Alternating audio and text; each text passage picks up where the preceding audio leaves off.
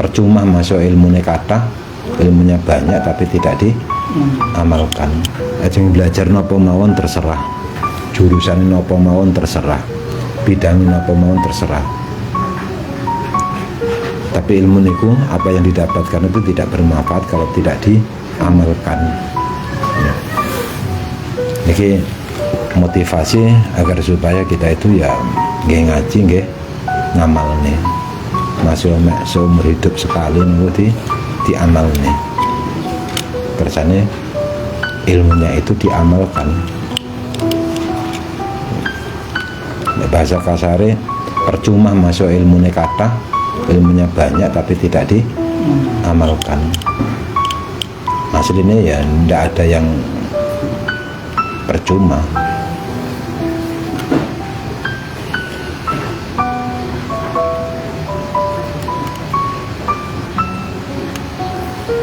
Dengan kita itu memiliki ilmu itu berarti sudah manfaat gitu. Orang itu kalau punya ilmu,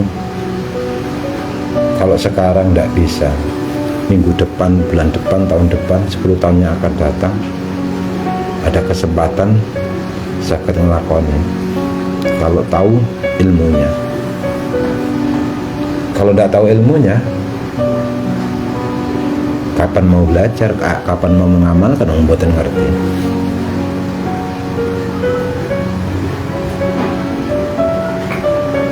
Kadang-kadang ketok ini mboten ngelakoni, pun aslinya ngelakoni. Ya. Karena dasarnya itu punya ilmu. Dan banyak orang itu yang gara-gara tidak punya ilmu itu melakukan kesalahan, dan dia itu tidak tahu kalau dia itu melakukan kesalahan. Pentingnya ilmu.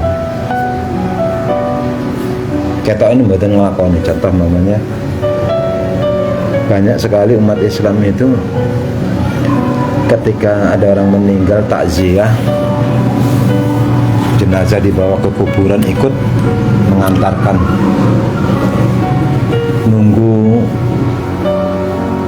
proses napa niku menguburkan niku. Ngenteni niku dengan cara bagaimana? Dengan cara duduk di atas kuburan. Dawuhnya Rasulullah, kalau kamu berdiri di atas bara api, mawa, terus ngadeg teng ndure mawa. Akhirnya karena berdiri di atas bara api, akhirnya bajunya terbakar. Bukan hanya bajunya, sak kulit-kulitnya terbakar. Berdiri di atas bara api sampai baju dan kulitnya terbakar, itu lebih mending. Belum ada apa-apanya dibandingkan dengan duduk di atas kuburan. Dan itu banyak umat Islam, orang-orang yang takziah, yang ziarah kubur. Makanya jenengan kalau ziarah kubur dimanapun jangan sampai, usahakan satu, jangan sampai ngelangkai kuburan. Satu. Nomor kali jangan sampai menginjak kuburan. Usahakan nyari celah-celahnya. Ya. Kecuali kalau waktu gotong jenazah niku, karena posisinya gotong jenazah orang 4, mikul orang 4, kalau nyari celahnya mustahil, sulit sekali nyari celah-celahnya, sela-sela di antara kuburan. Mau tidak mau menginjak kuburan itu darurat, tidak apa-apa. Tapi kalau dalam keadaan normal, usahakan itu kalau jalan itu mencari sela-selanya. Satu, jangan ngelangkai kuburan. Dua, jangan nginjak kuburan. Yang nomor 3, jangan, ini yang paling berat ini, jangan sekali-sekali duduk di atas kuburan. Kasrul mayyit kakasril hayy, kasru azmil mayyit kakasril hayy.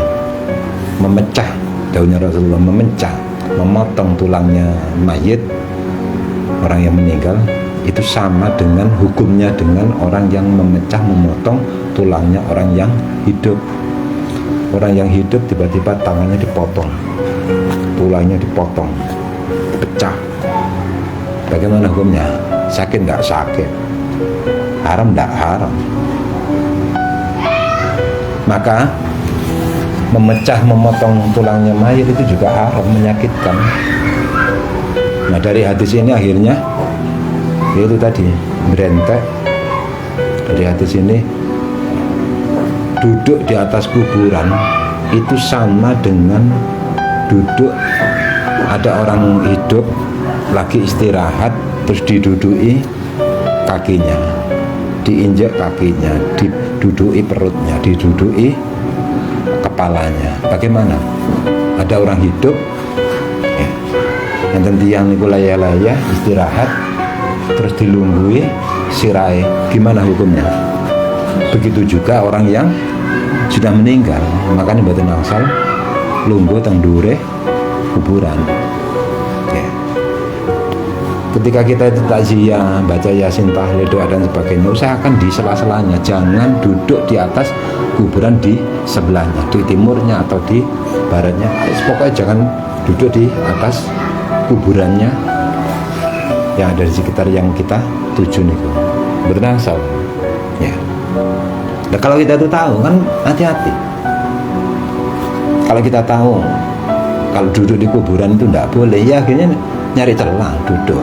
Kalau terpaksa tidak ada celah, ya doa dari jauh, dari jalan masuk itu, mau masuk itu. Tidak harus kalau memang terpaksa tidak ada tempatnya, tidak ada celah sama sekali. Tidak harus mepet itu, tidak. Jarak 1 meter, 2 meter, betul nopo-nopo, nyari celahnya. Jangan karena mengejar yang sunnah akhirnya melanggar yang haram. Jangan gara-gara mencari yang sunnah akhirnya melakukan yang haram. Jangan. Sami mau nih. Mungkin barokah ngaji, zakat haji, umroh. Amin. Di haji dan umroh itu kalau tawaf itu hukumnya wajib, nyium hajar aswad itu hukumnya taruhlah sunnah ya. Karena pengen nyium hajar aswad, akhirnya dengan cara nyikut, nginjak-nginjak, menyakiti orang yang ada di sekitarnya. Nyium hajar aswad itu hukumnya sunnah, sedangkan menyakiti orang lain itu hukumnya haram. Kita ziarah kubur itu hukumnya sunnah. Nginjak duduk di atas kuburan itu hukumnya haram. Nah, orang itu kalau ngerti, insya Allah ketok ini mboten nglakoni ya, ketok ini mboten nglakoni, tapi aslinya pun nglakoni.